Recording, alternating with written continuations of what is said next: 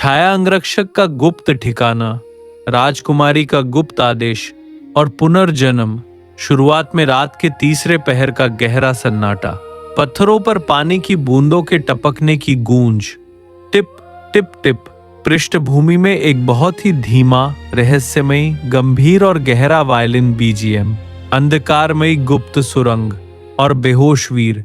स्वर्णनगर की उस दुर्गंध भरी, सड़ी गली वाली अंधेरी गली से जब काले लबादे वाले उस भारी साये ने वीर के लहूलुहान और टूटे हुए शरीर को अपने एक ही फौलादी कंधे पर उठाया, तो नगर के पहरेदार गलियों में सिर्फ खाली हवा पर तलवारें फटकारते रह गए। वह साया साधारण रास्तों से नहीं, बल्कि स्वर्णनगर की नींव के नीचे बनी हजारों साल पुरानी गुप्त भूमिगत सुरंगों के रास्ते बिजली की मानिंद तैर रहा था। वीर की छाती से खून रिसकर उस काले लबादे पर गिर रहा था। उसकी सांसें इतनी धीमी हो चुकी थी, मानो जिंदगी और मौत के बीच का धागा किसी भी क्षण टूटने वाला हो। उसकी पीठ पर बंधी वो भारी काली तलवार उस साये के कंधे पर लोहे की चट्टान की तरह टकरा रही थी। भारी लोहे के गुप्त तहखाने के दरवाजे के खुलने की चरचर आवाज और हवा में दुर्लभ औषधियों की तीखी महक। गुप्त औषधालय का रहस्य। साया एक भारी लोहे के चक्रव्यूह वाले दरवाजे के सामने रुका। उसने अपनी हथेली से एक गुप्त ताबीज निकाला और पत्थर की दीवार पर छुआया। दरवाजा बिना किसी आवाज के पीछे हट गया। अंदर एक बेहद विशाल संगमरमर का गुप्त तहखाना बना था। चारों तरफ तांबे और कांसे की कढ़ाइयों में दुर्लभ औषधियां उबल रही थी। हवा में कपूर, कस्तूरी और जड़ी बूटियों की सुगंध तैर रही थी।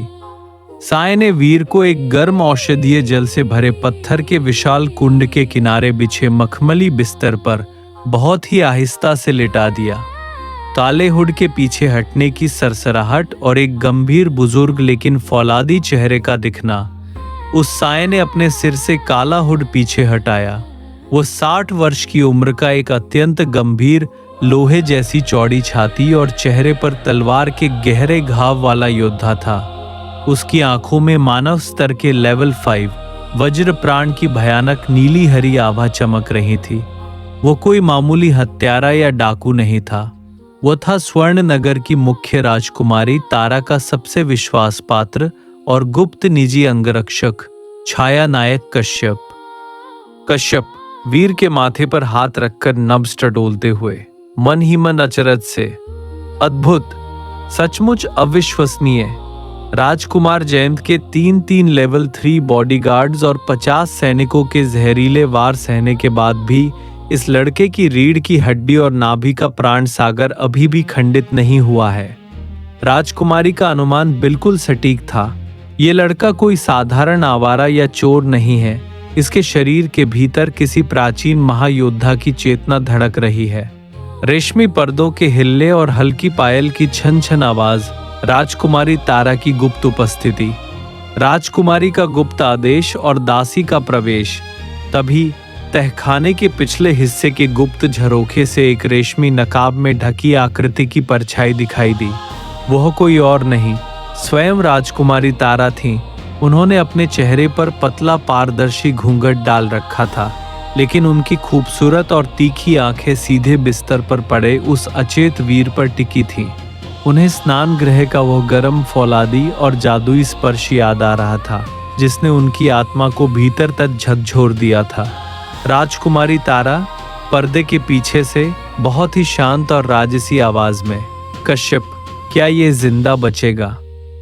कश्यप झुककर आदर से प्रणाम करते हुए, राजकुमारी जी, इसके शरीर की 3 पसलियां चूर चूर हो चुकी हैं। बाईं बांह की नसें खिंच गई हैं और जहर रीढ़ तक पहुंचने की कगार पर है। एक साधारण इंसान अब तक 10 बार मर चुका होता, लेकिन इसके भीतर कोई ऐसी शक्ति है जो इसके दिल को डूबने नहीं दे रही। अगर हम अपने शाही अमृत रस का प्रयोग करें तो ये बच जाएगा। राजकुमारी तारा धीमी सांस लेते हुए दृढ़ता से, इसे हर हाल में बचाओ कश्यप। जयंत के सैनिक पूरे मैदान में पागल कुत्तों की तरह इसे ढूंढ रहे हैं। इसके होश में आते ही इसे नगर की गुप्त व्यापारिक बग्गी के जरिए पश्चिमी जंगलों के सुरक्षित मुहाने तक छोड़ दिया जाए। इसका ऋण मुझ पर है। और स्वर्ण नगर का कोई सच्चा शाही खून किसी का कर्जदार नहीं रहता। अदृश्य फॉक्स की चेतना का अचानक वीर के दिमाग में गूंजना, टपोरी लेकिन चिंतित आवाज। कमरे के एक कोने में हवा में तैरता हुआ वह अदृश्य फॉक्स, जो पूरे समय वीर के साथ साए की तरह लगा हुआ था, उसने राहत की एक लंबी सांस ली। कश्यप जैसा लेवल 5 का योद्धा भी उस अदृश्य फॉक्स की उपस्थिति को नहीं भांप पा रहा था। फॉक्स वीर के अंतर्मन में फुसफुसाते हुए, अरे बिडू, तेरी किस्मत तो साक्षात सोने की थाली में परोसी गई है रे। अपन तो सोच रहा था कि आज तेरी 13वीं का खाना खाना पड़ेगा, लेकिन तू तो सीधे राजकुमारी का खास मेहमान बन गया। चल, अब नौटंकी बंद कर और अपनी नाभि के उन ऊर्जा गोलों को घुमाना शुरू कर। वीर के सीने पर औषधीय लेप लगाने की आवाज, फिर वीर के अंतर्मन में गुरु आग्नेय का अलौकिक प्राकट्य, अंतर्मन का उपचार और महागुरु आग्नेय का मार्गदर्शन। जैसे ही कश्यप ने स्वर्ण नगर का दुर्लभ नील कमल तेल और वीर की अपनी थैली से निकली रक्त संजीवनी जड़ी बूटी का रस वीर के घावों पर मला, वीर की आत्मा उसकी अपनी चेतना के उस शून्य आयाम में खिंच गई। सामने महागुरु आग्नेय की सुनहरी छवि अपनी दिव्य छड़ी के साथ ध्यानमग्न खड़ी थी। गुरु आग्नेय गंभीर और प्रेममयी आवाज में, वीर, शरीर का टूटना कल्टीवेशन के मार्ग का सबसे बड़ा वरदान होता है। जब पुरानी हड्डियां टूटती हैं, तभी उन पर वज्र तत्व का नया लेप चढ़ता है। तुमने अपने थैले में जो अमर दिव्य मिट्टी छुपा रखी है, उसकी एक मुट्ठी ऊर्जा को अपनी चेतना में खींचो। वह मिट्टी तुम्हारी फटी हुई नसों को देव धातु की तरह जोड़ देगी। हड्डियों के तेजी से कड़कड़ाने और जुड़ने का तीव्र साउंड, नसों में नीली और सुनहरी ऊर्जा का प्रवाह। वीर ने अपनी अचेत अवस्था में ही गुरु के वचनों को अपनी सांसों में उतार लिया। उसकी नाभि के तीनों नीले प्राण गोले एक साथ घूमने लगे।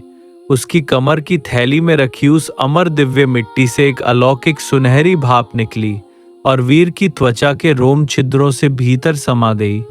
चमत्कार यह हुआ कि कश्यप के देखते ही देखते वीर की छाती के गहरे घाव सूखने लगे। टूटी हुई तीनों पसलियां लोहे जैसी कड़क आवाज के साथ अपने स्थान पर बैठ गईं। उसके चेहरे का पीलापन गायब होकर एक अलौकिक गुलाबी और नीले तेज में बदल गया। कश्यप दंग रहकर अपनी आंखें मलता हुआ, हे ईश्वर, यह कैसी चिकित्सा है? घाव खुद ब खुद भर रहे हैं। वीर की पलकों का धीरे धीरे फड़कना, गहरी और भारी सांस का खिंचाव, होश में आना और गुप्त विदाई। 3 घंटे के भीतर जब भोर का पहला तारा आसमान में चमका, वीर ने धीरे धीरे अपनी आंखें खोली। उसने खुद को उस भव्य तहखाने में पाया। सामने छाया नायक कश्यप अपनी तलवार पर हाथ रखे शांत खड़ा था। वीर उठकर बैठते हुए, अपनी छाती को छूकर हैरान होते हुए, मैं कहाँ हूँ? आप कौन हैं? कश्यप गंभीर आवाज में आगे बढ़ते हुए, सवाल पूछने का समय नहीं है नौजवान। तुम्हारी तलवार, तुम्हारा थैला और तुम्हारी सारी औषधियां सुरक्षित हैं। राजकुमारी तारा के आदेश पर तुम्हें नगर के मुख्य फाटकों से बाहर निकालने की व्यवस्था कर दी गई है। अगर तुम एक पहर और यहाँ रुके तो राजकुमार जयंत की सेना पूरे नगर को आग लगा देगी। उठो। शाही व्यापारिक बग्गी के पहियों की गड़गड़ाहट, चर्र चर्र और गुप्त सुरंग के रास्ते, नगर के बाहर निकलने का सन्नाटा। नगर की सरहदों से मुक्ति। कश्यप ने वीर को एक शाही रेशमी लबादा ओढ़ाया और एक गुप्त सुरंग से होते हुए नगर के पश्चिमी फाटक के बाहर खड़ी एक बंद शाही अनाज बग्गी में बैठा दिया।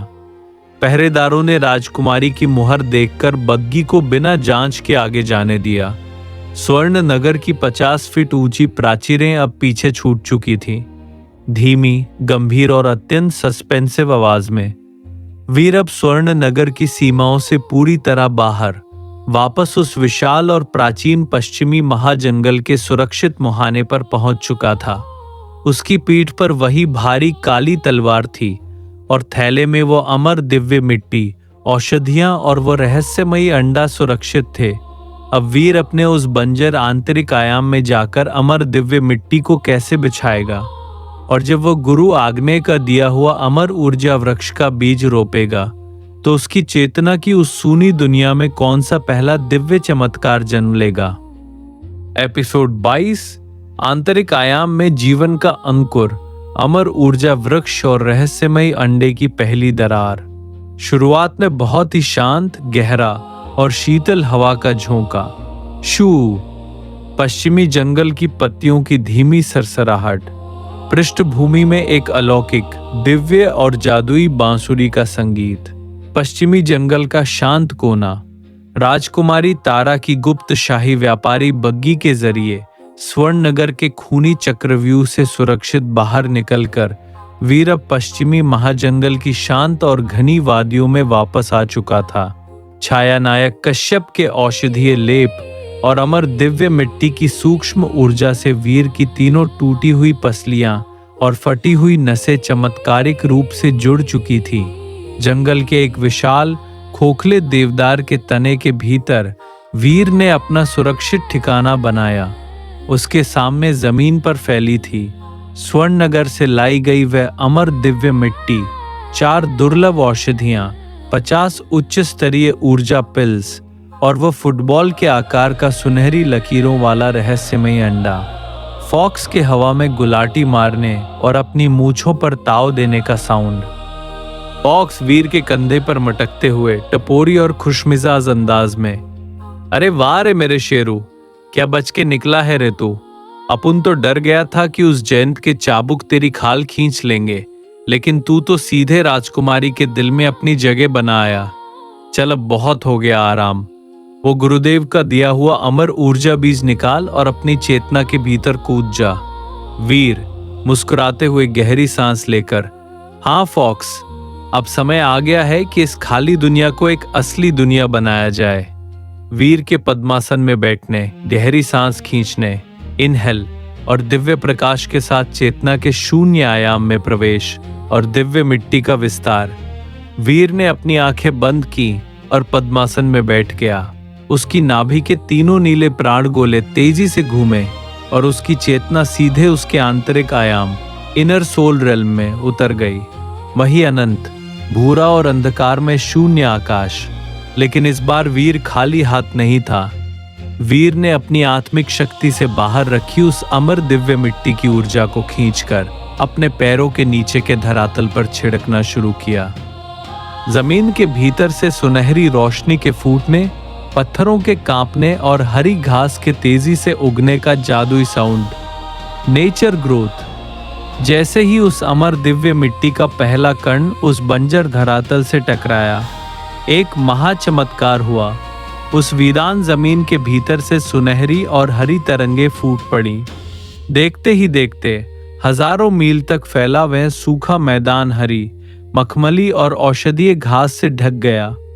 जमीन की दरारें भर गईं और मिट्टी से एक ऐसी मनमोहक और अलौकिक सुगंध उठी मानो स्वर्ग का कोई बगीचा धरती पर उतर आया हो।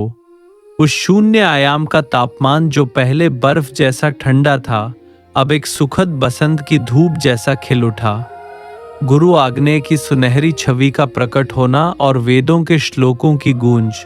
गुरु आग्नेय शांत और प्रसन्न मुद्रा में प्रकट होते हुए, अद्भुत वीर, तुमने सृष्टि की पहली नींव रख दी है।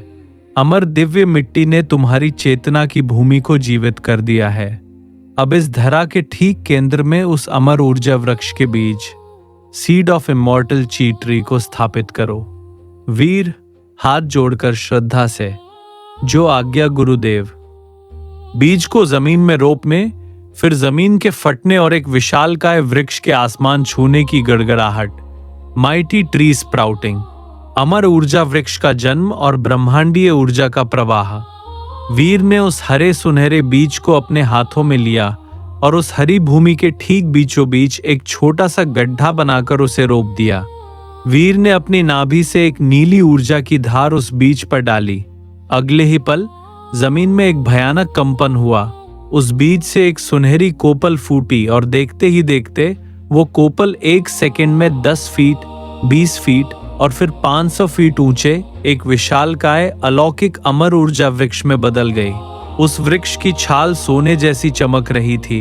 उसकी पत्तियां पन्ने, एमरल्ड्स की तरह पारदर्शी थीं और उसकी शाखाओं से सफेद और नीले रंग की शुद्ध जादुई प्राणवायु, प्योर स्पिरिचुअल ची, फुहारों की तरह उस पूरे आयाम में बरसने लगी। उस वृक्ष के उगते ही उस शून्य आयाम में बादलों का निर्माण हुआ। आसमान का रंग गहरा नीला हो गया और हवा में सांस लेने योग्य दिव्य ऊर्जा का एक महासागर बहने लगा। वीर के शरीर के भीतर दूसरे चक्र के अचानक पूरी तरह खुलने का भीषण धमाका, बूम, कड़कड़ाहट। दूसरे चक्र स्वादिष्ठान चक्र का महाभेदन। जैसे ही उस आयाम में अमर ऊर्जा का प्रवाह शुरू हुआ, वीर के भौतिक शरीर के भीतर एक भयानक विस्फोट हुआ। वह दूसरा चक्र, स्वादिष्ठान चक्र, जो पिछले कई हफ्तों से लोहे की दीवार की तरह बंद पड़ा था, उस आंतरिक आयाम की शुद्ध ऊर्जा के दबाव से एक ही झटके में कड़क की आवाज के साथ पूरी तरह खुल गया। वीर के शरीर से नीली और सुनहरी लपटें बाहर फूट पड़ी। उसकी नसों में दौड़ती ऊर्जा की शक्ति दोगुनी हो गई। वीर अब आधिकारिक रूप से मानव स्तर के लेवल 2 पवन वेग, विंड वेलोसिटी रेलम का एक संपूर्ण और शक्तिशाली कल्टीवेटर बन चुका था। अचानक थैले के भीतर से किसी भारी चीज के हिलने, धड़कने और चटकने की आवाज, कड़क, चर, रहस्यमयी अंडे में पहली दरार। वीर अपनी इस नई शक्ति के आनंद में डूबा ही था कि तभी बाहर जमीन पर रखे उस फुटबॉल जितने बड़े रहस्यमयी काले सुनहरे अंडे के भीतर से एक तेज जीवित धड़कन सुनाई दी। धक धक धक धक। उस अमर ऊर्जा वृक्ष से निकल रही शुद्ध प्राणवायु को सोखकर उस अंडे का काला छिलका गर्म अंगारे की तरह चमकने लगा। और फिर चटाक, उस अंडे के ऊपरी हिस्से पर एक छोटी सी सुनहरी दरार पड़ गई। उस दरार से एक बेहद प्राचीन, दिव्य और अज्ञात महाजीव की नीली आंख की चमक वीर की तरफ झांकी। फॉक्स आंखें बाहर निकालते हुए हवा में उछलकर, अरे बाप रे बिडू, वो अंडा फूटने वाला है रे। उसके अंदर से कोई महादैत्य बाहर आ रहा है। धीमी, गंभीर और अत्यंत सस्पेंसिव आवाज में। अमर ऊर्जा वृक्ष के जन्म ने वीर को लेवल 2 पर पहुंचा दिया था, लेकिन उस प्राचीन रहस्यमयी अंडे के टूटने से बाहर कौन सा अलौकिक जीव निकलने वाला था? क्या वो कोई उड़ने वाला दिव्य ड्रैगन था या कोई खूंखार शिकारी? और उस जंगल के बाहर जो चांदी के मुखौटे वाले के 3 प्रेत दूत मंडरा रहे थे, क्या वे वीर की इस फूटती ऊर्जा को सूंघ चुके थे? एपिसोड 23। अंडे से प्राकट्य, नन्ही स्नोबॉल की भूख और पाताल सांप का जहर। शुरुआत में एक बहुत ही तेज, रहस्यमयी और प्राचीन बीपिंग साउंड, जो दिव्य अंडे के भीतर की धड़कन है। धक धक धक धक। पृष्ठभूमि में एक हल्का, सस्पेंसिव और जादुई बांसुरी का संगीत। पश्चिमी जंगल की रहस्यमयी रात। पश्चिमी महाजंगल के घने देवदार के खोखले तने में रात का सन्नाटा गहरा रहा था। पिछले एपिसोड में वीर के आंतरिक आयाम में अमर ऊर्जा वृक्ष, इमॉर्टल ची ट्री के जन्म और वीर के लेवल 2 पवन वेग, विंड वेलोसिटी रेल्म पर पहुंचने के बाद अब सारी नजरें उस रहस्यमयी फुटबॉल के आकार के सुनहरी लकीरों वाले अंडे पर टिकी थी। उस अमर ऊर्जा वृक्ष से निकल रही शुद्ध प्राणवायु क्याई को सोख कर अंडे की वो सुनहरी दरारें अब अंगारे की तरह दहकने लगी थी। अचानक थैले के भीतर से किसी भारी चीज के हिलने, धड़कने और चटकने की आवाज। चटक, चर्र, चटाक। अंडे का पूर्ण भेदन। वीर अपनी नई शक्तियों को शांत कर ही रहा था कि तभी चटाक, एक भयानक चटकने वाली आवाज उस खोखले तने में गूंजी। वह रहस्यमयी अंडा अब 2 हिस्सों में टूट चुका था। अंडे के ऊपरी हिस्से से एक गहरा, नीला और अलौकिक प्रकाश बाहर फूटा, जिसने उस पूरे अंधेरे खोखले को रोशन कर दिया। फॉक्स आंखें फाड़कर वीर के कंधे पर थर थर कांपते हुए, अरे बाप रे, अरे बिडू, हट जा पीछे। ये कोई साधारण जीव नहीं है रे। इसकी ऊर्जा तो बहुत डरावनी है। अपुन की तो हवा टाइट हो रही है। एक बहुत ही धीमी, कोमल और मासूम सी म्याऊ कू जैसी आवाज। किसी नन्ही जीव के पैरों की आहट। दिव्य जीव का आगमन, द इमर्जेंस। प्रकाश के धीमा पड़ते ही वीर ने देखा अंडे के टूटे हुए छिलकों के बीच एक छोटा सा बर्फ जैसा सफेद रुई का गोला बैठा हुआ था। यह एक नन्ही दिव्य बर्फ लोमड़ी आइस फॉक्स थी, जिसके शरीर से हल्की नीली ठंडी भाप निकल रही थी। उसकी दो बड़ी चमकदार गहरी नीली आंखें सीधे वीर को देख रही थीं। वो इतनी मासूम लग रही थी कि कोई भी उस पर दिल हार बैठे, लेकिन फॉक्स की घबराहट बेवजह नहीं थी। उस नन्हे जीव के माथे पर एक बहुत ही सूक्ष्म सुनहरी ट्राइडेंट का निशान बना हुआ था, जो उसके शाही और दिव्य कुल डिवाइन रॉयल ब्लड लाइन का सबूत था। वीर आश्चर्यचकित होकर धीमे से, यह तो बहुत प्यारी है। फॉक्स, तुम इससे क्यों डर रहे थे? यह तो एक छोटी सी लोमड़ी है। नन्ही लोमड़ी के तेजी से उछलने, हवा में कलाबाजी खाने और जमीन पर रखे खाली अंडे के छिलकों को एक ही झटके में कटाक कटाक करके खा जाने का साउंड। नन्ही लोमड़ी की भयानक भूख। वीर जैसे ही उसे छूने के लिए हाथ आगे बढ़ाया, वह नन्ही लोमड़ी अचानक हवा में उछली। वह इतनी तेज थी कि वीर की लेवल 2 की आंखें भी उसकी गति को नहीं पकड़ पाईं। 1 सेकंड से भी कम समय में वह वापस अंडे के छिलकों पर बैठी और उसने उन पत्थर जैसे सख्त छिलकों को ऐसे चबाकर खा लिया जैसे वे बिस्किट हों। वे छिलके, जो किसी हथियार से नहीं टूटते थे, उसके छोटे छोटे दांतों के सामने पानी बन गए। वीर के थैले से शीशियों के टकराने और दवाओं के गिरने का साउंड। छिलके खाने के बाद वह नन्ही लोमड़ी वीर की तरफ घूमी। उसकी आंखों में अब एक अजीब सी भूख और चमक थी। वह सीधे वीर के सौजन्य थैले स्टोरेज बैग की तरफ झपटी और एक झटके में उसने उसमें से 10 उच्च स्तरीय ऊर्जा पिल्स, हाई लेवल ची पिल्स और 2 दुर्लभ औषधियां बाहर निकाल ली और उन्हें भी गट-गट करके खा गई। वह इतनी सारी ऊर्जा को ऐसे पचा गई मानो कुछ हुआ ही न हो। अरे देवरे, ये क्या बवाल पाल लिया तूने? ये तो दिव्य भूख, डिवाइन हंगर वाली लोमड़ी निकली। ये अपुन को और तुझे भी खा जाएगी। ये लेवल 3 तक की ऊर्जा को एक झटके में पचा सकती है। अरे बिडू, कुछ कर, वरना ये अपुन की सारी दवाइयां और पिल साफ कर देगी।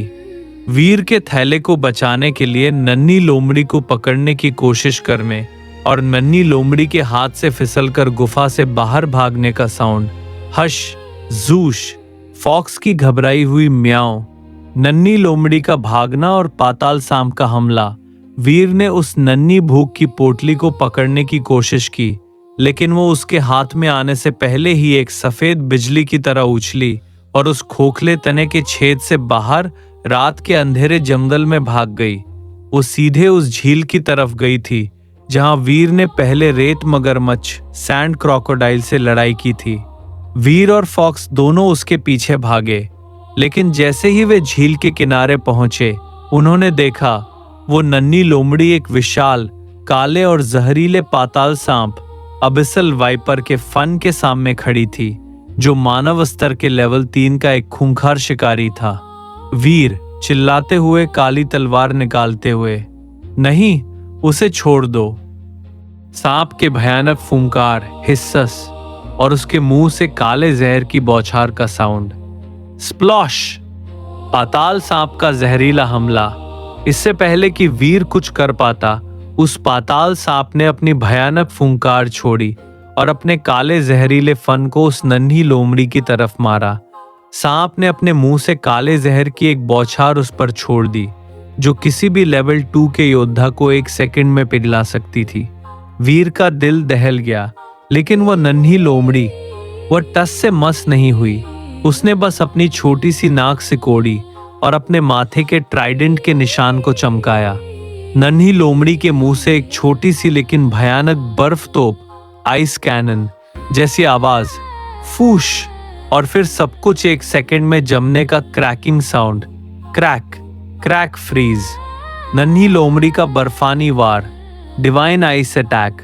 अचानक उस नन्ही लोमड़ी ने अपना छोटा सा मुंह खोला और उसमें से एक सूक्ष्म नीली बर्फ की फुहार छोड़ी।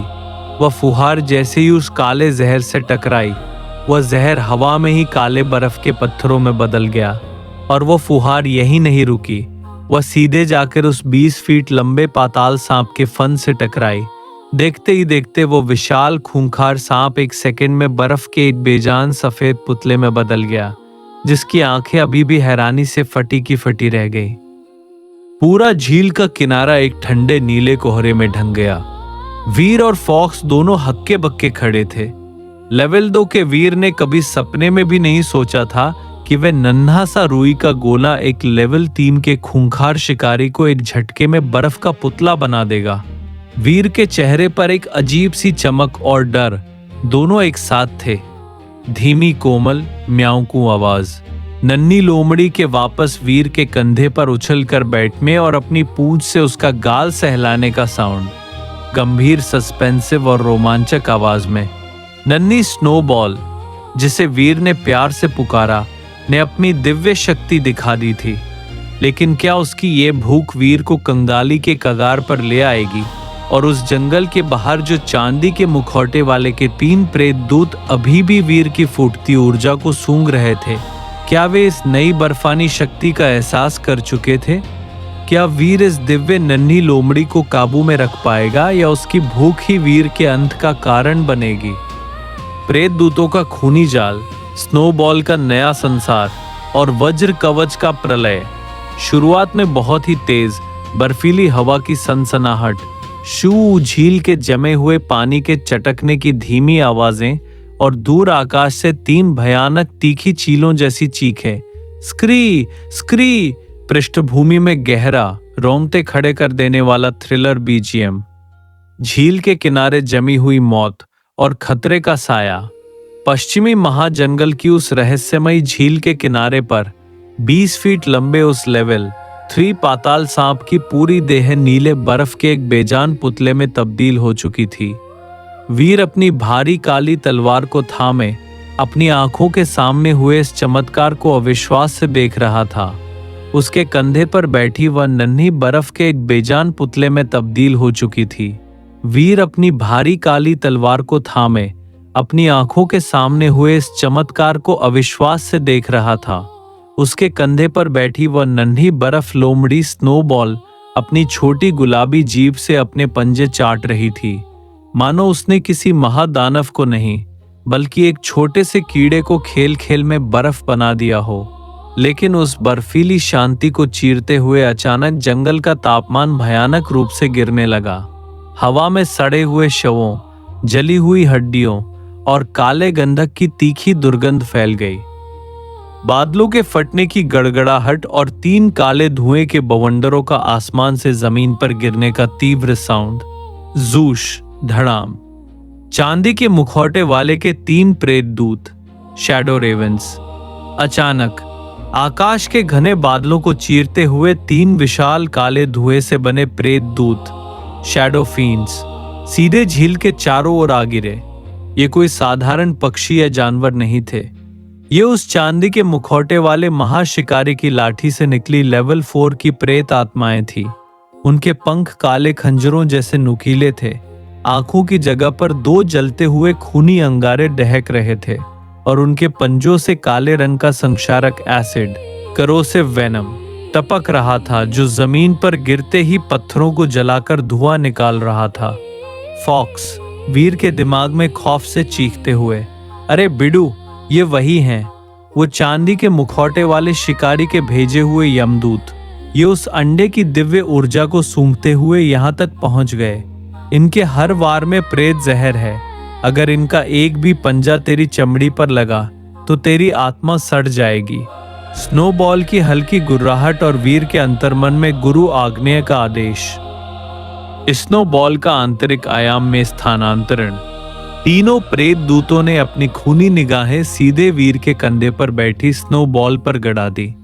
स्नोबॉल के माथे का सुनहरा ट्राइडेंट चमकने लगा और वो दोबारा आगे झपटने ही वाली थी कि तभी वीर के दिमाग में महागुरु आग्नेय की गंभीर और भारी आवाज गूंज उठी। गुरु आग्नेय अंतर्मन से, रुको वीर, ये नन्हा दिव्य जीव अभी नवजात है। पाताल सांप पर बर्फ का वार करके इसने अपनी जन्मजात ऊर्जा का एक बड़ा हिस्सा खर्च कर दिया है। इसे तुरंत अपने आंतरिक आयाम में उस अमर ऊर्जा वृक्ष के नीचे भेजो, जहां ये वृक्ष की शुद्ध प्राणवायु को सोखकर सुरक्षित रह सके। इन तीनों प्रेतों से तुम्हें अपनी स्वयं की ताकतों से निपटना होगा। वीर दृढ़ता से सिर हिलाते हुए, जो आज्ञा गुरुदेव। वीर के हाथ से नीली रोशनी की लहर छूटने और स्नोबॉल के हवा में विलीन होकर आंतरिक आयाम में जाने का जादुई साउंड। वुश। वीर ने अपनी हथेली को स्नोबॉल के सिर पर रखा। उसकी चेतना का द्वार खुला और स्नोबॉल पलक झपकते ही वीर के आंतरिक आयाम में पहुंच गई। वहां पहुंचते ही उस 500 फीट ऊंचे अमर ऊर्जा वृक्ष की सुनहरी जड़ों के पास मखमली हरी घास पर बैठते ही स्नोबॉल को गहरी शांति मिली। उसने वृक्ष से गिरती नीली प्राण फुहारों को अपनी सांसों में भरना शुरू किया और अपनी आंखें मूंदकर साधना में लीन हो गई। तीनों प्रेत दूतों की क्रोध भरी भयानक चीखें, स्क्री और काले तीरों की तूफानी बारिश का साउंड। शूश शूश। पहला चरण, काले प्रेत तीरों की बौछार और पवन वेग का कमाल। अपने शिकार को आंखों के सामने गायब होते देखकर तीनों प्रेत दूत पागलों की तरह चीख उठे। पहले और दूसरे प्रेत दूत ने अपने काले पंखों को जोर से फड़फड़ाया। उनके पंखों से सैकड़ों काले जहरीले प्रेत पंख तीर, शैडो फेदर डैगर्स, वीर के सीने और चेहरे की तरफ गोली की गति से छूटे। वीर 1 इंच भी पीछे नहीं हटा। उसने अपने नए खुले दूसरे चक्र स्वादिष्ठान चक्र को जगाया। मानव स्तर के लेवल 2 पवन वेग की शक्ति वीर के पैरों की नसों में बिजली बनकर दौड़ी। वीर के शरीर के हवा में धुंधला होने और आफ्टर इमेजेस बनने का तीव्र साउंड। स्वूश स्वूश। वीर ने वात प्रहार के साथ पवन वेग की गति को मिला दिया। उसका शरीर जमीन पर नहीं बल्कि हवा की लहरों पर फिसलने लगा। वह इतनी तेज गति से घूमा कि पीछे उसकी 3 नीली परछाइयां आफ्टर इमेजेस छूटने लगी। सारे काले जहरीले तीर खाली रेत और पत्थरों पर लगे, जिससे जमीन में बड़े बड़े गड्ढे बन गए। हवा में तैरते हुए ही वीर ने अपनी पीठ से वो भारी काली तलवार दोनों हाथों में खींच ली। भारी काली तलवार के हवा को चीरने का भारी गर्जना साउंड और पहले प्रेत दूत के कटने का धमाका, बून खचाक। पहले प्रेत दूत का संहार। वीर सीधे पहले प्रेत दूत के सिर के ऊपर प्रकट हुआ। उस भारी काली तलवार के प्राचीन देव धातु के वजन और लेवल 2 की वायु ऊर्जा को वीर ने एक बिंदु पर केंद्रित किया। वात प्रलय, ऊर्ध्व वज्र प्रहार। तलवार एक काले उल्का पिंड की तरह नीचे गिरी। पहले प्रेत दूत की प्रेत ढाल उस भारी तलवार के स्पर्श मात्र से तिनके की तरह बिखर गई। खचाक। तलवार उस प्रेत दूत के सिर से लेकर धड़ तक उतर गई। वो प्रेत काले धुएं और काली राख में बदलकर हवा में उड़ गया। दूसरे और तीसरे प्रेत दूत का संयुक्त घातक हमला, जहरीले पंजों का वीर की छाती से टकराने का महाधमाका। Tang tang. दूसरा चरण, वज्र कवच मुद्रिका तकनीक की असली परीक्षा। अपने साथी को मरता देख बाकी दोनों प्रेत दूतों ने एक साथ वीर को दोनों तरफ से जकड़ लिया। तीसरे प्रेत दूत ने वीर की भारी तलवार को अपने काले धुएं के शिकंजे में फंसाया, जबकि दूसरे प्रेत दूत ने अपने 6 फीट लंबे जहरीले पंजों को सीधे वीर के दिल के आर पार उतारने के लिए पूरी ताकत से वार किया। वीर के पास तलवार खींचने का समय नहीं था। ठीक उसी सेकंड वीर ने मकबरे के 5वें पड़ाव से सीखी गुप्त विद्या, वज्र कवच मुद्रिका तकनीक, डायमंड बॉडी डिफेंस को अपनी पूरी त्वचा और हड्डियों में सक्रिय कर दिया। वीर के शरीर से सोने और नीले रंग की दिव्य धातु जैसी चमक का प्रस्फुटन, मेटल क्लैंग टेंग। जैसे ही उस प्रेत दूत के जहरीले पंजे वीर की नंगी छाती से टकराए, ऐसा भयानक धात्विक धमाका हुआ मानो कोई कुल्हाड़ी किसी फौलादी पहाड़ से टकरा गई हो। प्रेत दूत के नुकीले पंजे वीर की त्वचा को छूते ही आगे से मुड़कर टूट गए। वीर की छाती पर एक खरोंच तक नहीं आई। वज्र कवच की अलौकिक शक्ति ने उस लेवल 4 के प्रेतवार को हवा में ही निष्प्रभावी कर दिया था। वीर की नंगी मुट्ठी के वार से खोपड़ी फटने का साउंड, कड़क धड़ाम, और अंतिम तलवार का गोल चक्रवात से खोपड़ी फटने का साउंड, कड़क धड़ाम, और अंतिम तलवार का गोल चक्रवात, सूश। दूसरे और तीसरे प्रेत का सर्वनाश। वीर में अपनी वज्र कवच से ढकी दाहिनी कोहनी दूसरे प्रेत के चेहरे पर दे मारी। कड़क। उस प्रेत का आधा चेहरा चकनाचूर हो गया। उसी गति में वीर ने अपनी भारी काली तलवार को तीसरे प्रेत के शिकंजे से एक झटके में छुड़ाया और 360 डिग्री के एक संपूर्ण खूनी चक्र में घुमा दिया। दोनों बचे हुए प्रेत दूतों के काले धड़ हवा में कटकर दो दो टुकड़ों में बंट गए। उनके सीने से निकली काली प्रेत ऊर्जा जलकर राख बन गई और चारों तरफ का घना कोहरा छंट गया। वीर की गहरी हांफती सांसें और जमीन पर चमकते 3 काले बैंगनी क्रिस्टल्स के गिरने की आवाज। थन थन थन। प्रेत क्रिस्टल्स, शैडो सोल क्रिस्टल्स की प्राप्ति। तीनों प्रेत दूतों के जलने के बाद उनकी राख के बीच 3 चमकते हुए काले बैंगनी रंग के पारदर्शी प्रेत क्रिस्टल पड़े थे। ये साधारण पत्थर में ही थे। ये उस चांदी के मुखौटे वाले की लाठी की संचित प्रेत ऊर्जा के टुकड़े थे। फॉक्स हवा में उछलकर ताली बजाते हुए, अरे बाप रे बिडू, क्या धुलाई की है रे तूने। लेवल 2 का होकर तूने लेवल 4 के 3 प्रेत दूतों की चटनी बना दी। और ये जो 3 क्रिस्टल नीचे गिरे हैं ना, ये बहुत कीमती माल है। इनमें छिपी है छाया गति, शैडो स्टेप्स की ऊर्जा। अगर तूने इन्हें अपनी साधना में मिला लिया तो तेरी गति हवा से भी तेज हो जाएगी। अचानक बहुत दूर रेगिस्तान और पहाड़ों के पार से एक भयानक क्रोधित गर्जना की गूंज और जमीन का हल्का कांपना।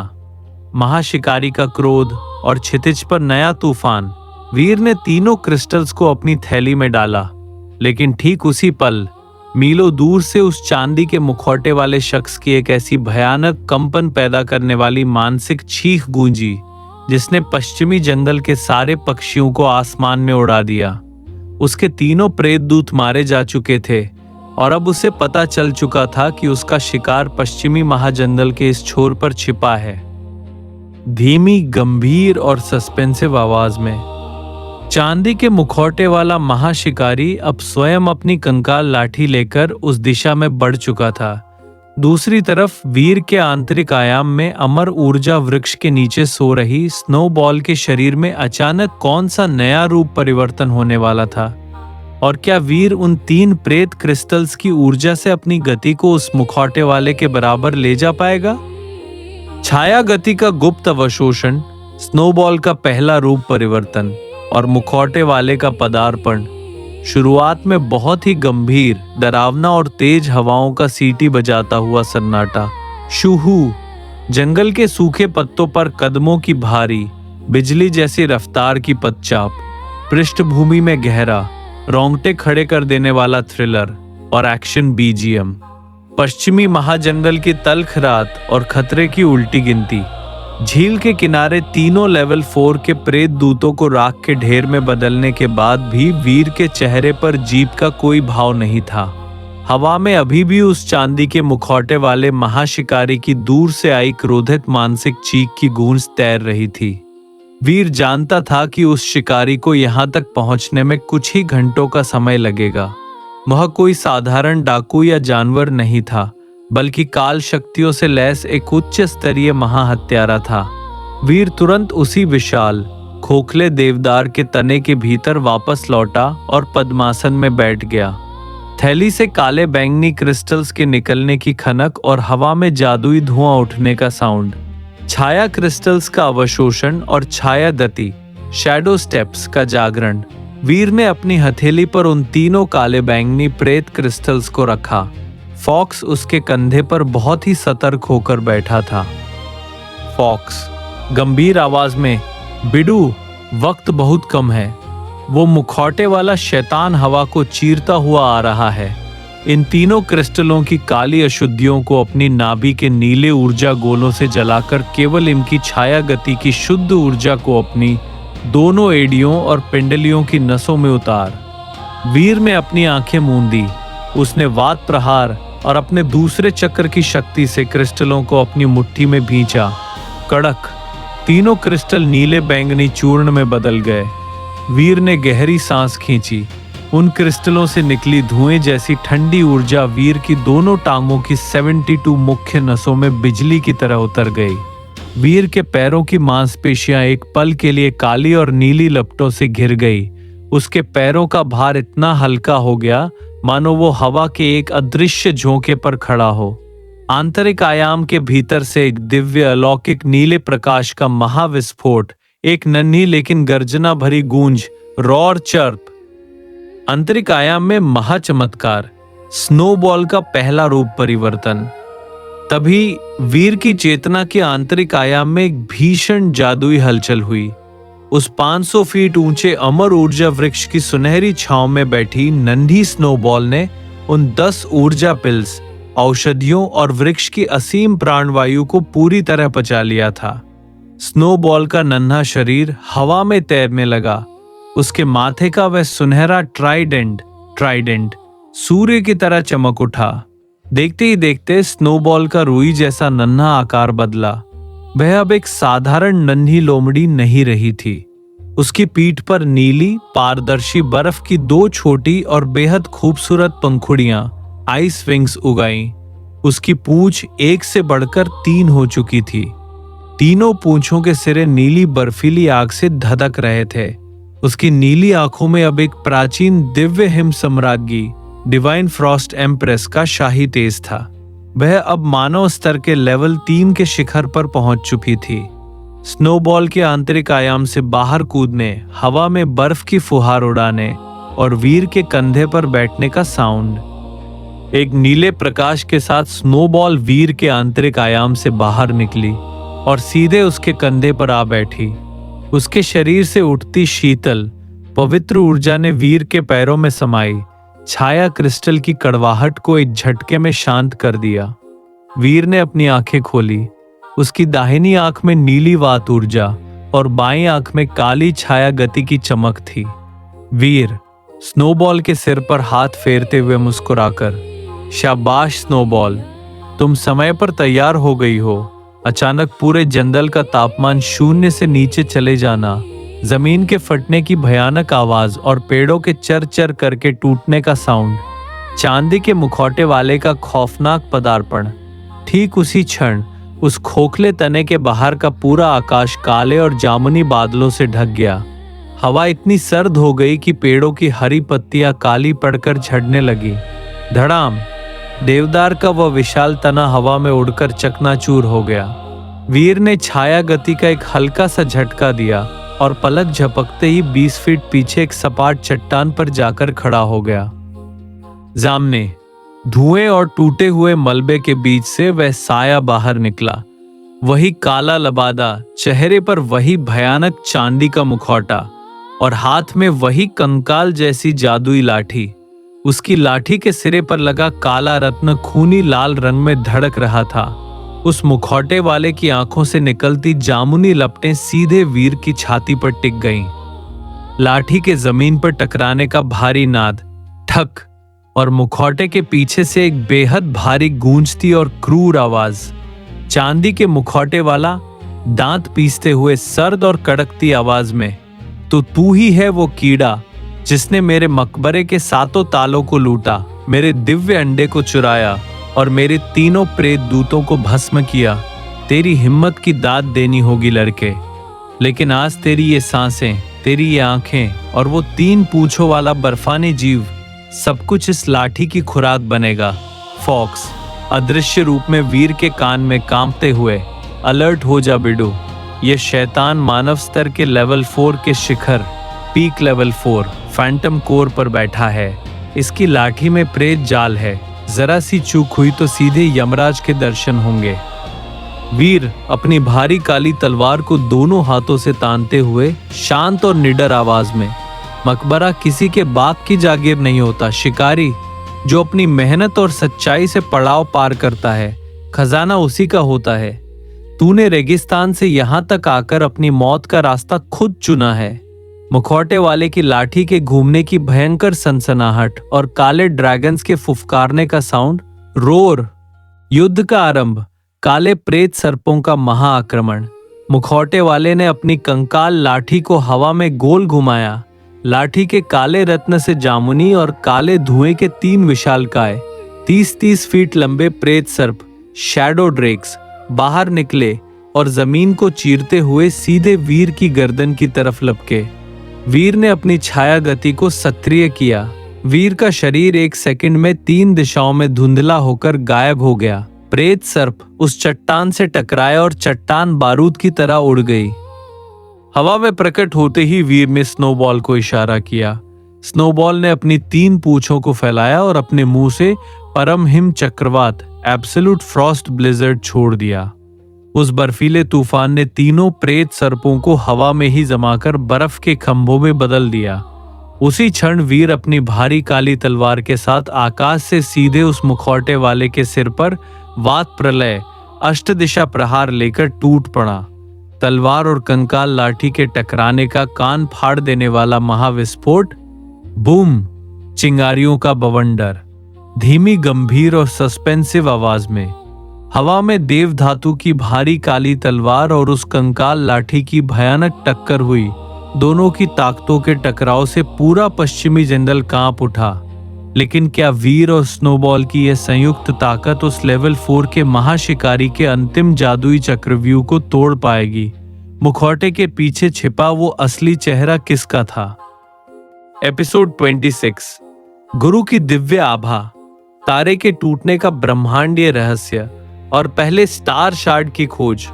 शुरुआत में एक बहुत ही भारी, रहस्यमयी और गहरी गूंज, नाद की आवाज, बर्फीली हवा का सन्नाटा और अचानक हवा में एक प्राचीन अलौकिक सूर्य ऊर्जा की चमक। पृष्ठभूमि में एक बहुत ही गंभीर, दार्शनिक और सस्पेंसिव बीजीएम। मुखौटे वाले का खौफ और अचानक पलायन। पश्चिमी महाजंगल की उस बर्फीली और तनावपूर्ण रात में जब चांदी के मुखौटे वाले महाशिकारी ने अपनी कंकाल लाठी को उठाकर वीर पर एक प्राणघातक प्रहार करना चाहा, तो हवा में अचानक एक अजीब सी घटना घटी। वीर के भीतर छिपी उस महागुरु आग्नेय की अनंत ऊर्जा का एक सूक्ष्म पारदर्शी कण अनजाने में वीर के मस्तक से बाहर छिटक गया। जैसे ही वे सूर्य जैसी स्वर्ण आभा उस मुखौटे वाले के शरीर को छुई, उसके भीतर कांप सी दौड़ गई। मुखौटे वाले ने अपनी लाल आंखों से उस स्वर्ण आभा को देखा। उसके हाथ कांप उठे और उसकी कंकाल लाठी का काला रत्न एक पल के लिए बुझ गया। वह पहचान गया कि इस लड़के के पीछे कोई साधारण कल्टीवेटर नहीं, बल्कि उस प्राचीन युग की वो महान दिव्य शक्ति है जिसके नाम से ब्रह्मांड के देवता भी थर्राते थे। चांदी के मुखौटे वाला हवा में पीछे हटते हुए कांपती और खौफ से भरी आवाज में, यह आभा नहीं, यह उस महाआचार्य की ऊर्जा का अंश है। अगर मैंने आज इस लड़के को छुआ तो मेरी यह आत्मा राख बन जाएगी। हवा में एक भयंकर काले बवंडर के उठने और मुखौटे वाले के पलक झपकते ही गायब होने का तीव्र साउंड। जूश! बिना एक पल की भी देरी किए वो चांदी के मुखौटे वाला अपनी पूरी प्रेत ऊर्जा को समेटकर अंधेरे आसमान में एक खौफनाक चीख के साथ गायब हो गया। वो भाग चुका था। वीर का अपनी भारी काली तलवार को जमीन पर टिकाकर लंबी और गहरी सांसें लेना, हांफने की आवाज। वीर हांफते हुए जमीन पर बैठ गया। उसके शरीर का रोम रोम कल्टीवेशन की इस भीषण जंग से थक चुका था। स्नोबॉल नन्ही लोमड़ी भी उसके कंधे पर आकर शांत बैठ गई और अपनी नीली आंखें मूंद ली। वीर मन ही मन हांफते हुए, वह अचानक भाग क्यों गया? मैंने तो अभी अपनी पूरी ताकत का इस्तेमाल भी नहीं किया था। महागुरु आग्नेय की गंभीर और गूंजती हुई आवाज। वीर के अंतर्मन से, क्योंकि वह तुम्हारी ताकत से नहीं वीर, मेरे इस बूढ़े शरीर की बची हुई उसे एक चिंगारी से डरा था जो उसने तुम्हारे भीतर महसूस कर ली। वह शिकारी बहुत चालाक है, लेकिन वह जानता है कि जब तक तुम्हारी नींव फौलाद जैसी मजबूत नहीं होती, तब तक तुम इस ब्रह्मांड के असली तूफानों का सामना नहीं कर पाओगे। आंतरिक आयाम के भीतर गुरु आग्नेय की विशाल सुनहरी छवि का प्रकट होना और एक बहुत ही शांत, गहरा तथा ब्रह्मांडीय संगीत। वीर अपनी चेतना को आंतरिक आयाम में ले जाते हुए सम्मान से हाथ जोड़कर, गुरुदेव, मेरा आंतरिक आयाम अब जीवित हो चुका है। अमर दिव्य मिट्टी और अमर ऊर्जा वृक्ष भी वहां स्थापित हो चुके हैं और स्नोबॉल ने भी अपना पहला रूप परिवर्तन कर लिया है। लेकिन उस आयाम की जमीन अभी बहुत छोटी है, वहां जीवन अभी बहुत सीमित है। मैं अपनी उस दुनिया को एक संपूर्ण ब्रह्मांड कैसे बनाऊं? मुझे क्या करना होगा? महागुरु आग्नेय अपनी गहरी नीली और असीम आंखों को वीर की ओर उठाते हुए बहुत ही ठहरे और विस्तृत स्वर में, बैठ जाओ वीर। आज मैं तुम्हें उस सत्य के बारे में बताने जा रहा हूँ जिसे जानने के लिए इस ब्रह्मांड के बड़े बड़े सम्राट और अमर देवता भी हजारों साल तक तपस्या करते हैं। जो आंतरिक दुनिया तुमने अपने भीतर बनाई है वो साधारण आयाम नहीं है। ये एक बीज लोक, सीड रेल्म है, और किसी भी बीज लोक को एक जीवंत, अजेय और असीम ब्रह्मांड बनने के लिए साधारण ऊर्जा या जड़ी बूटियों की नहीं, बल्कि प्राचीन दिव्य तारे के टूटे हुए अंशों, स्टार शार्ड्स, स्टार कोर्स की आवश्यकता होती है। गुरु आग्नेय अपनी छड़ी के उस नारंगी सूर्य क्रिस्टल को चमकाते हुए बहुत ही गंभीर और महागाथा जैसी आवाज में, सुनो वीर, आज से लाखों करोड़ों वर्ष पूर्व जब ये ब्रह्मांड अपनी बाल्यावस्था में था, तब इस अस्तित्व में केवल एक ही महासूर्य था, जिसे दिव्य भाषा में आदि ब्रह्मांडीय महानक्षत्र, द प्राइमिवल स्टेलर कोर कहा जाता था। वह तारा कोई साधारण ऊर्जा का गोला नहीं था, बल्कि वह समस्त सृष्टियों, देवताओं, दिव्य जीवों, ड्रैगनों और महायोद्धाओं की आत्माओं का आदि स्रोता था। उस तारे की एक बूंद ऊर्जा पूरे ब्रह्मांड को 10 अरब वर्षों तक प्रज्वलित रखने के लिए पर्याप्त थी। लेकिन जैसे जैसे युग बीते, इस ब्रह्मांड के भीतर अहंकार, प्रलय और अंधकार की शक्तियां जाग उठीं। कालनेमी जैसे असुरों और उस अज्ञात शून्य अंधकार के महास्वामियों ने उस आदि नक्षत्र की असीम शक्ति पर कब्जा करने के लिए एक भीषण ब्रह्मांडीय युद्ध छेड़ दिया। उस महासंग्राम को नक्षत्र प्रलय युद्ध, द स्टेलर कैटेक्लिज्म वॉर कहा जाता है। उस युद्ध के दौरान जब वो आदि नक्षत्र अंधकार की ताकतों के हाथ लगने लगा, तब ब्रह्मांड के प्राचीन ऋषियों और संरक्षकों ने एक असहनीय निर्णय लिया। उन्होंने अपनी पूरी आत्मा की शक्ति लगाकर उस महानक्षत्र को बीच से तोड़ डाला। ब्रह्मांडीय विस्फोट और कांच के टूटने जैसी भारी गूंज, कॉस्मिक शैटर। हाँ वीर, वो महानक्षत्र टूट गया। उसके टूटने से वो पूरा ब्रह्मांड एक पल के लिए थरथरा उठा था। उस तारे के कुल 9 मुख्य टुकड़े हुए, जिन्हें नवदिव्य तारा अंश, द 9 डिवाइन स्टार शार्ड्स कहा जाता है। वे 9 टुकड़े अंतरिक्ष को चीरते हुए अलग अलग लोकों, महाद्वीपों और गुप्त आयामों में जाकर गिरे, और उन टुकड़ों के टूटने से जो हजारों सूक्ष्म कण छिटके, वे आज इस दुनिया में अमर दिव्य मिट्टी या दुर्लभ जादुई खजानों के रूप में दफन है। 9 टुकड़े और वज्रबाहु के मकबरे में या इस रेगिस्तान में जो मुझे मिला, क्या वह उन्हीं का कोई सूक्ष्म कण था?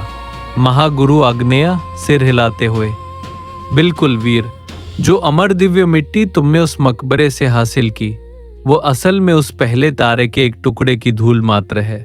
सोचो, अगर केवल उस धूल ने तुम्हारी बंजर दुनिया को हरा भरा कर दिया, तो यदि तुम्हें वह पहला पूर्ण तारा टुकड़ा, द फर्स्ट स्टार शार्ड, मिल जाए, तो तुम्हारी उस आंतरिक दुनिया का क्या होगा? गुरु आग्नेय आगे बताते हैं, उस पहले तारे के टुकड़े का अस्तित्व एक जीवंत हृदय की तरह है।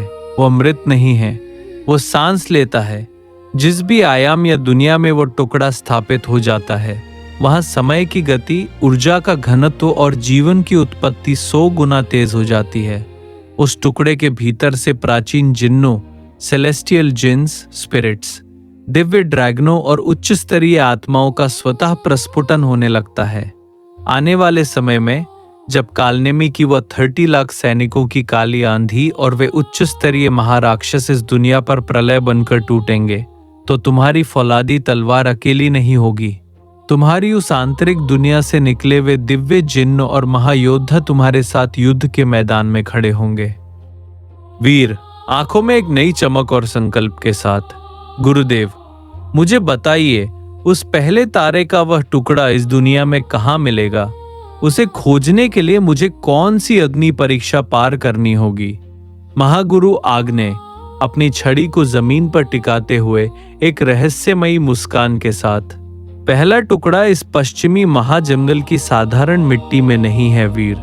वह यहाँ से 300 कोस दूर दक्षिण पूर्व की दिशा में स्थित भ्रांतियों की अंधी घाटी, द वैली ऑफ इल्यूजन्स, और उसके नीचे दबे हुए प्राचीन असुर पाताल लोक, दी असुरा अंडरवर्ल्ड के सबसे गहरे गर्भगृह में सुरक्षित है।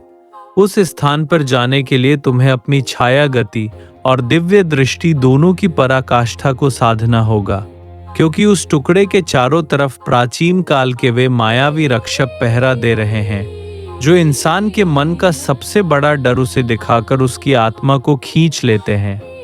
वीर के सीने में एक नए जोश के भारी धड़कने की आवाज और हवा में एक तेज नीली और सुनहरी लहर का दौड़ना। गुरु आग्नेय की इन बातों ने वीर के भीतर एक नया ब्रह्मांडी इतिहास जगा दिया था।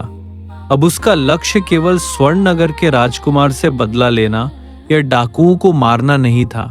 अब उसका लक्ष्य अपने आंतरिक आयाम के लिए उस पहले दिव्य तारे के टुकड़े को खोज निकालना था।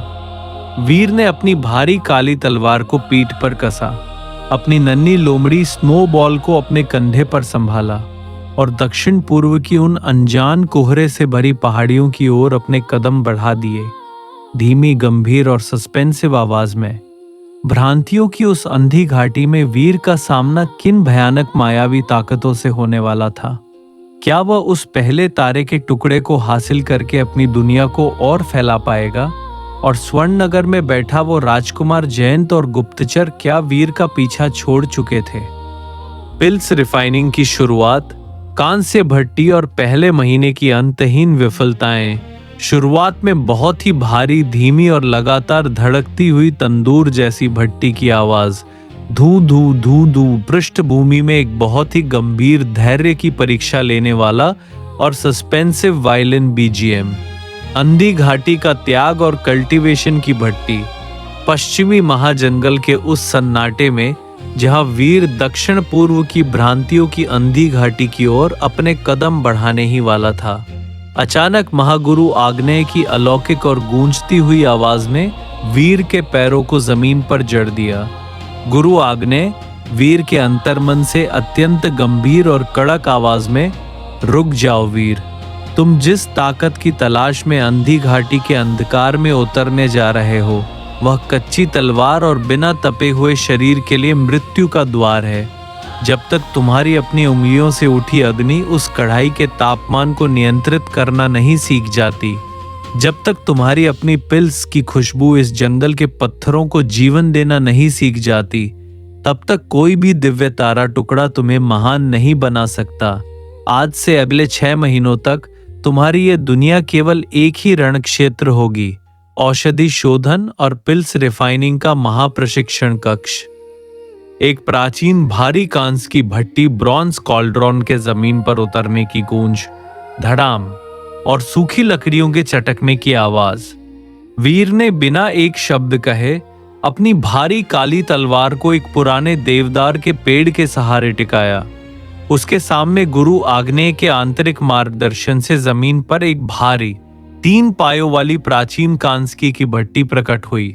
उस भट्टी पर हजारों साल पुराने औषधीय मंत्र उकेरे हुए थे। नन्ही लोमड़ी स्नोबॉल उस भट्टी से थोड़ी दूर एक मखमली पत्थर पर बैठकर अपनी नीली आंखों से इस पूरी तैयारी को देखने लगी।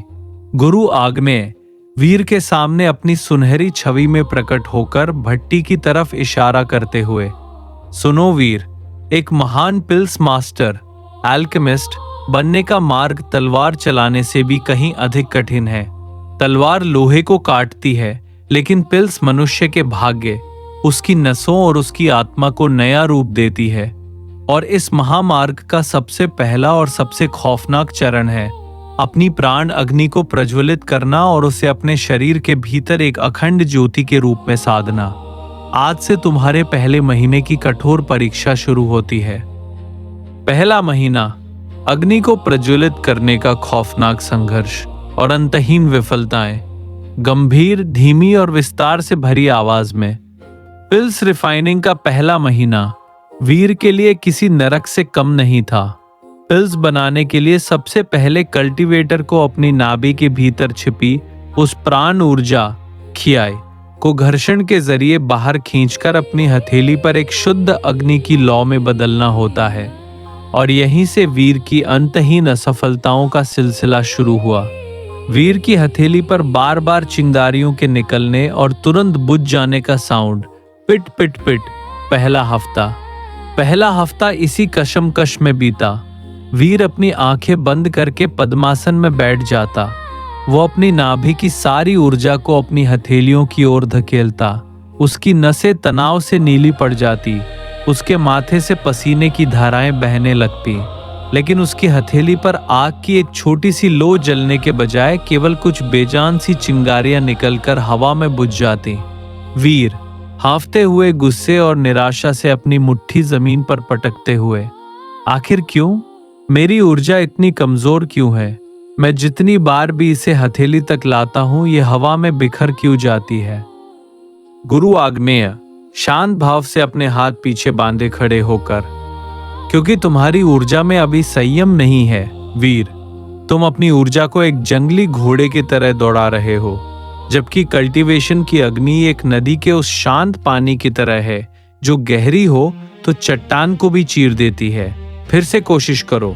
भट्टी के पास सूखी जड़ी बूटियों के जलकर राख होने और कड़वे धुएं के उठने की खांसने वाली आवाज, खांसी की आवाज, कफ कफ। दूसरा और तीसरा हफ्ता आते आते वीर ने अपनी हथेली पर थोड़ी सी अग्नि प्रज्वलित करना तो सीख लिया था, लेकिन जैसे ही वह उस अग्नि को कांसे की भट्टी के नीचे दी गई मुख्य कुंड में डालता, उसकी वह कच्ची अग्नि या तो भट्टी के ठंडे वातावरण में तुरंत बुझ जाती या फिर अनियंत्रित होकर इतनी तेज भड़क उठती कि अंदर रखी रक्त संजीवनी और नील कमल की कच्ची जड़ी बूटियां एक ही सेकंड में जलकर काला कड़वा धुआं बन जाती। रोजाना सुबह से रात तक उस खोखले तने के भीतर से केवल कड़वे और जहरीले धुएं के बादल निकलते दिखाई देते। नन्ही स्नोबॉल उस धुएं से खांसते हुए बार बार अपनी गुफा से दूर भाग जाती। वीर के चेहरे उसकी बाहों और कपड़ों पर काले कोयले की कालिक पुत चुकी थी। उसकी उंगलियां बार बार भट्टी की आग से झुलस रही थी। उसके भीतर का वह लेवल 2 पवन वेग का घमंड अब पूरी तरह चूर चूर हो चुका था। भट्टी के भीतर कच्ची औषधियों के फटने की हल्की आवाज, फ्लैप, और वीर का निराशा से सिर पकड़कर बैठ जाना। चौथा हफ्ता, महीने का अंत। पहले महीने के आखिरी दिनों में वीर ने अपनी अग्नि को प्रज्वलित करने की प्रक्रिया को थोड़ा स्थिर तो कर लिया था, लेकिन वह अभी भी अपनी ऊर्जा को स्थिर नहीं रख पा रहा था। वह जितनी बार भी भट्टी के सामने बैठता, उसकी ऊर्जा का संतुलन टूट जाता। भट्टी के भीतर की कच्ची औषधियां बार बार आपस में टकराकर फट जाती। पूरे 1 महीने की रात दिन की मेहनत के बाद भी वीर के हाथ में एक भी सफल लेवल 1 की पिल, लेवल 1 ची पिल नहीं आई थी। केवल राख और अंतहीन विफलता के ढेरों टुकड़े मिले थे। रात के सन्नाटे में भट्टी की ठंडी होती राख की आवाज और वीर की थकी हुई लंबी सांस। वीर अपनी जली हुई उंगलियों को देखते हुए बेहद थके और टूटे हुए स्वर में, गुरुदेव, क्या सचमुच मुझ में एक महान पिल्स मास्टर बनने की क्षमता नहीं है? 1 महीना बीत गया, हजारों जड़ी बूटियां राख हो गई, लेकिन मैं भट्टी के नीचे उस आग की एक सही लौ तक नहीं बना पाया। हर बार जब मुझे लगता है कि मैंने नियंत्रण पा लिया है, तभी मेरी ऊर्जा बिखर जाती है। महागुरु आग्नेय वीर के पास धीरे धीरे चलकर आते हैं। उनकी आंखों में एक गहरी, स्नेह से भरी और गर्व की चमक होती है। वीर, अपनी हथेलियों को देखो, इन पर पड़ी कालिक और फफोलों को देखो। क्या तुम जानते हो कि साधारण लोग इन निशानों को क्या कहेंगे? वे कहेंगे कि यह तुम्हारी असफलता का प्रमाण है, लेकिन एक सच्चे अल्केमिस्ट की नजर में यह इस बात का प्रमाण है कि तुमने अपनी आत्मा को उस भट्टी में झोंकना शुरू कर दिया है। गुरु आग्नेय आगे समझाते हैं, बहुत ही दार्शनिक और विस्तृत स्वर में, याद रखो वीर, अग्नि केवल लकड़ी को जलाने का साधन नहीं है। अग्नि ब्रह्मांड की वो पहली भाषा है जो अशुद्धता को जलाकर शुद्ध चैतन्य को बाहर निकालती है। पहले महीने में तुमने जो असफलताएं देखी हैं, वे कोई हार नहीं है। उन्होंने तुम्हारी नसों से उस बचपने और उतावलेपन को जलाकर राख कर दिया है जो तुम में अब तक बचा हुआ था। अब तुम्हारी नसें उस आग को सहने के लिए तैयार हो रही हैं। वीर के सीने में एक नया संकल्प जागने की भारी धड़कन और हवा में एक धीमी सी सुनहरी चिंगारी के चमकने का साउंड। गुरु आग्नेय के उन शब्दों ने वीर की टूटी हुई हड्डियों और थके हुए दिमाग में एक बार फिर से फौलादी जिद भर दी। उसने अपनी जली हुई हथेलियों को मुट्ठी में भींचा। उसने अपनी आंखें बंद की और पहले महीने की उन हजारों असफलताओं, धुएं के उन बादलों और जड़ी बूटियों के फटने की हर एक आवाज को अपने दिमाग में दोबारा दोहराया, ताकि वे अपनी उन गलतियों से सीख सके। गंभीर और सस्पेंसिव आवाज में, पहला महीना अपनी अंतहीन विफलताओं के साथ समाप्त हो चुका था, लेकिन आने वाला दूसरा महीना अपनी किस नई चुनौती को लेकर आ रहा था। क्या वीर अपनी उस हथेली की अग्नि को पूरी तरह काबू करके कांस्य की उस भट्टी के तापमान को साधना सीख पाएगा, या विफलता का ये सिलसिला दूसरे महीने में भी उसका पीछा करेगा? दोस्तों, पिल्स रिफाइनिंग के इस पहले महीने के कड़े संघर्ष और वीर की इन अंतहीन विफलताओं की ये गाथा आपको कैसी लगी? अगले एपिसोड में देखने के लिए कि वीर दूसरे महीने में अपनी अग्नि पर कैसे काबू पाता है और भट्टी का तापमान नियंत्रित करने की उस खौफनाक कला को कैसे सीखता है। अभी चैनल को सब्सक्राइब करें और बेल आइकन दबाना ना भूलें। वीडियो को लाइक करें और कमेंट में टाइप करें कठिन संघर्ष। मिलते हैं अगले एपिसोड में, तब तक के लिए जुड़े रहिए।